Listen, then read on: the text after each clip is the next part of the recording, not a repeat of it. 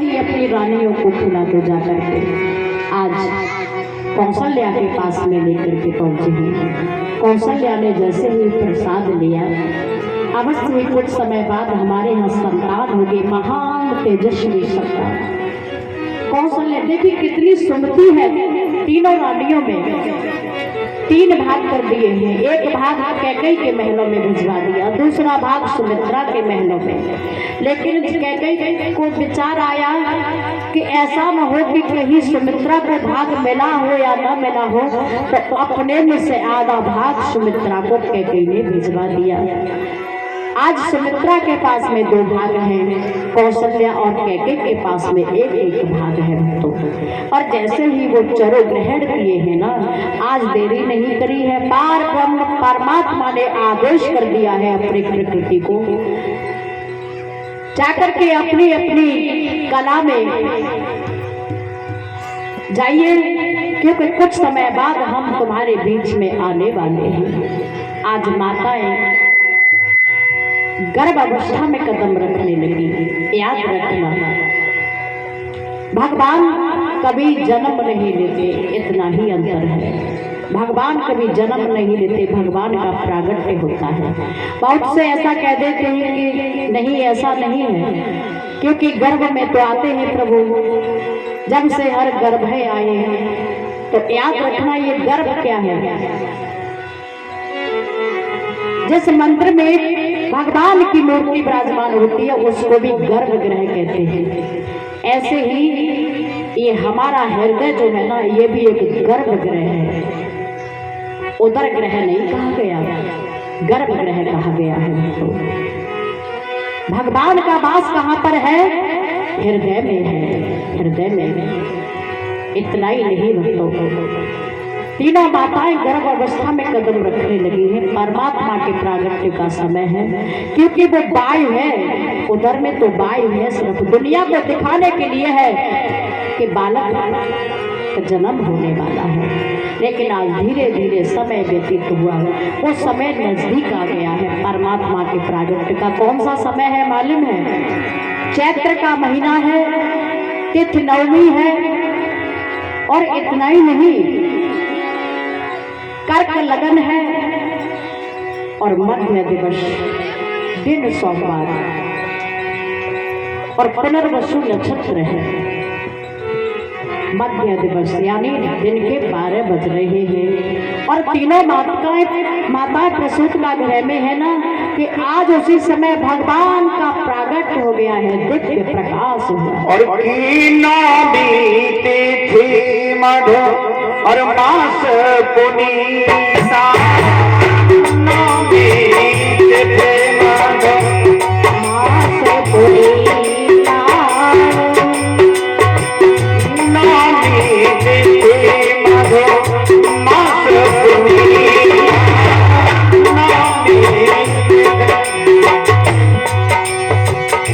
नौमी तिथि मधु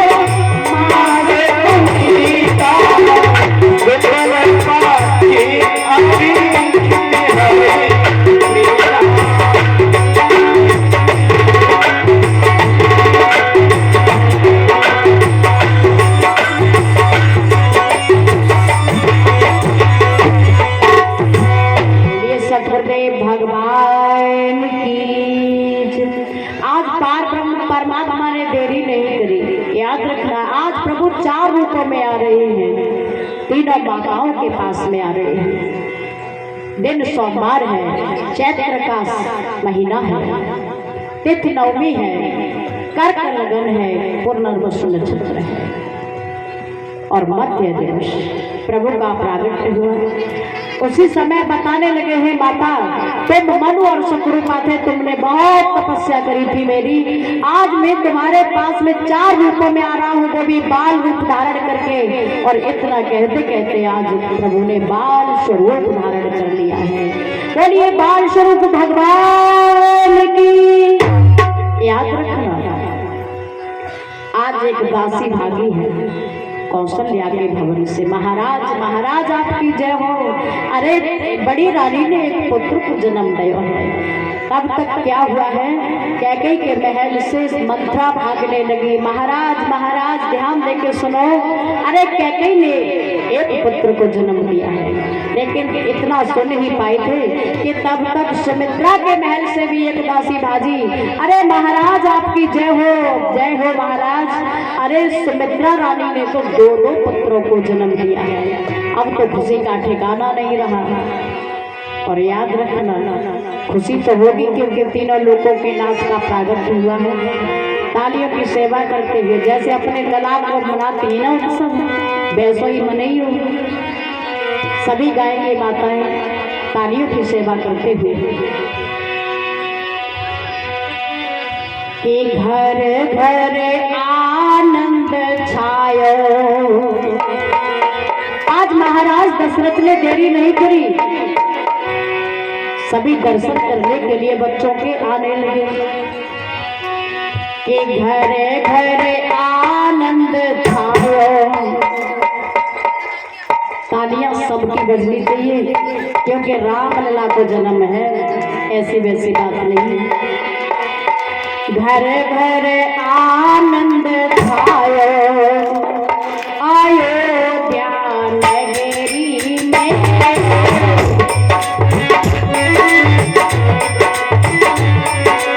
पीछे बैठे सभी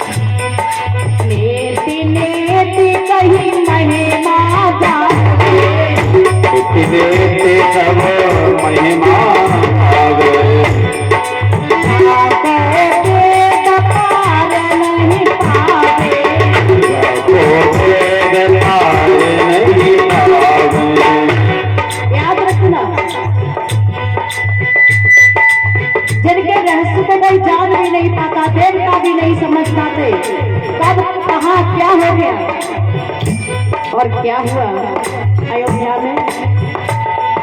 सो बेटा बने आयो अयोध्या नगरी।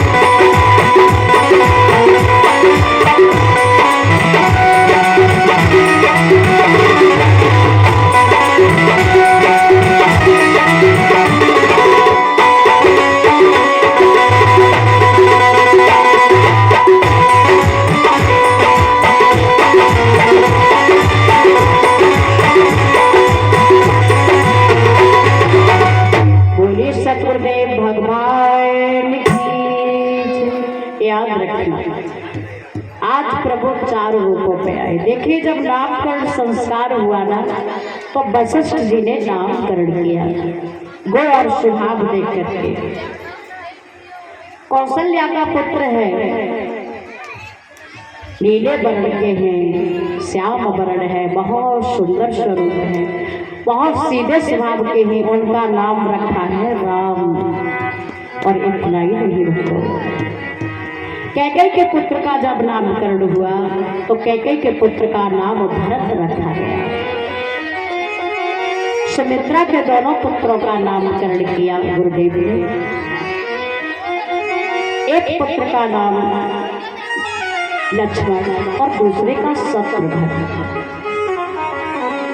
कैसा समय है, बाबा गोस्वामी तुलसीदास जी वर्णन करते हैं, दिन प्रतिदिन उत्सव मनाए जा रहे हैं और वर्षों तक ये उत्सव चलते ही रहे हैं।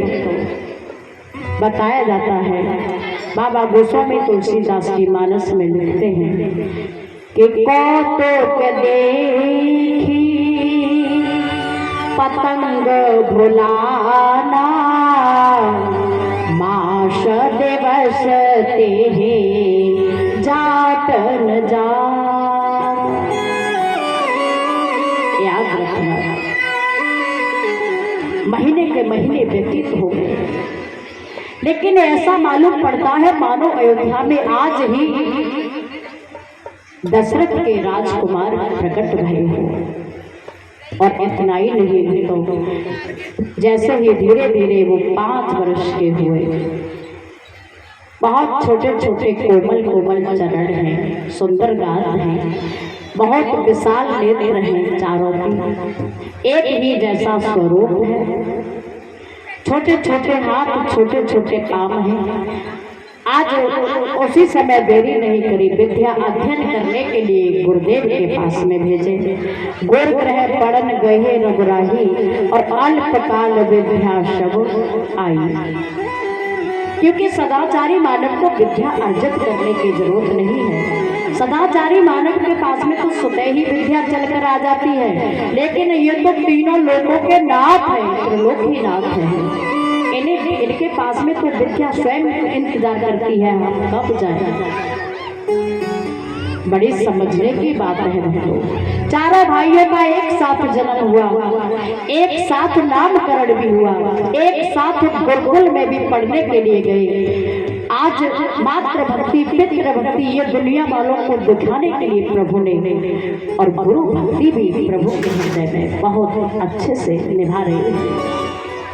और इतना ही नहीं, आज प्रभु 15 वर्ष के हो जाते हैं, बरस पंचदश में पढ़ पाए और विश्वामित्र बुलावन आए। क्यों?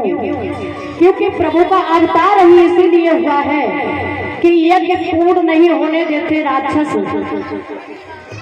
और यज्ञ पूर्ण कराने के लिए परमात्मा का प्रागट्य हुआ। आज विश्वामित्र लेने के लिए आए हैं।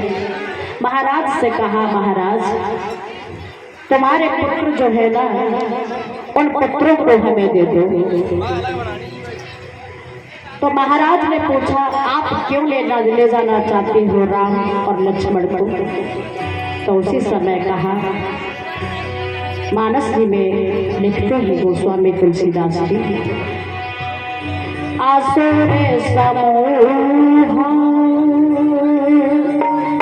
सतावे मोही, मैं आयो जाऊं चलन पतो।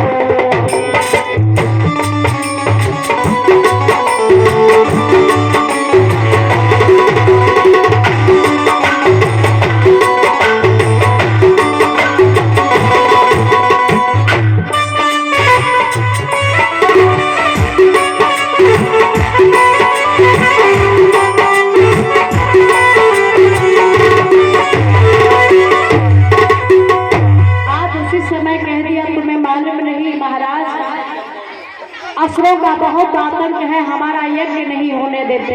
अरे यज्ञ अधूरा पड़ा हुआ है, इसलिए हमारी बात मान जाओ। अनुज समेत देव रघुनाथा और निश्चर बद में होए सनाथा। आज राम को मांगा, राम के सहित लघु भ्राता लक्ष्मण को मांगा है विश्वामित्र ने। सभी व्यवस्था बनाए रखेंगे, हलचल कोई नहीं मचाएंगे, ठीक है? आराम से बैठे रहेंगे। जो बच्चे भाग रहे हैं इधर उधर उनको भी बिठा दो। बोलिए सतगुरुदेव भगवान की। आज महाराज कहते हैं तुम्हें मालूम नहीं मुनिवर, अभी मेरा राम तो बहुत छोटा है, वो यज्ञ नहीं जानते। और मेरी बात सुनो, अगर यज्ञ नहीं करने देते राक्षस तो मैं स्वयं तुम्हारी यज्ञ की रक्षा करूंगा, मैं स्वयं चलूंगा तुम्हारे साथ में सेना लेकर के।